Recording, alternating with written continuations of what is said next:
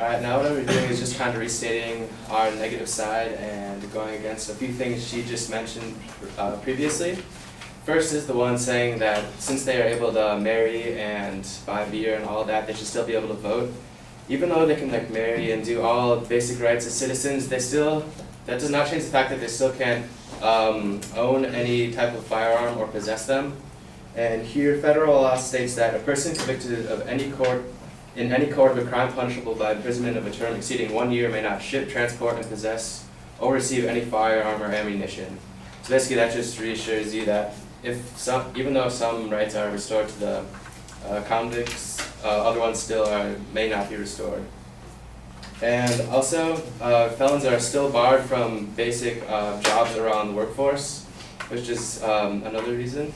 The U.S. Bureau of Justice states that certain public positions bar felons from taking an employment.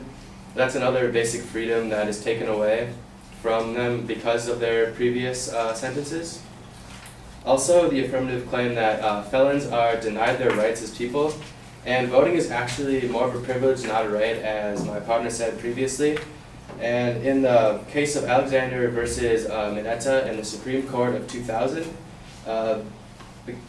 they stated that the Constitution does not protect the right of citizens to vote, of all citizens to vote, but rather the right of all qualified citizens to vote. And the 14th Amendment actually makes felon voting a state issue, not a federal one. Let's see.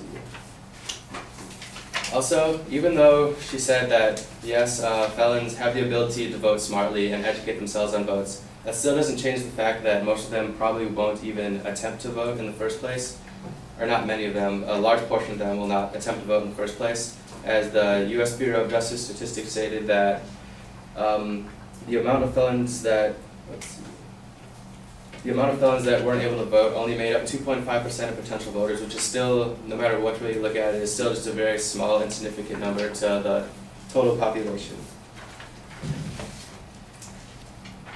And she also claimed that the felon votes are valuable no matter what, which is also untrue. Even though they have the ability to make educated votes in the long run, they still have that criminal mindset, or most of them do, in the back of their mind, and has been, just because they have served their entire sentence in jail, doesn't mean they've been completely reformed and have changed their ways. And the whole issue over the current policies allowing felons to be restored their voting rights being too confusing and long, this lengthy process actually proves felons are safe to re-enter society as a voter.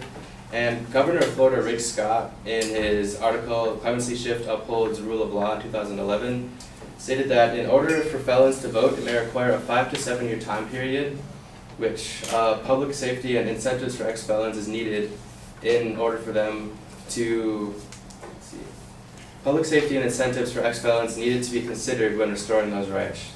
It shows that they actually want to regain their rights and shows that they actually want to put effort towards the rights that they should care about. And the individual state policies have proven to be most effective as opposed to a countrywide policy. The National Congress of State Legislatures stated that allowing states to create their own policies gives them the ability to make sets of rules adaptable to their own justice systems.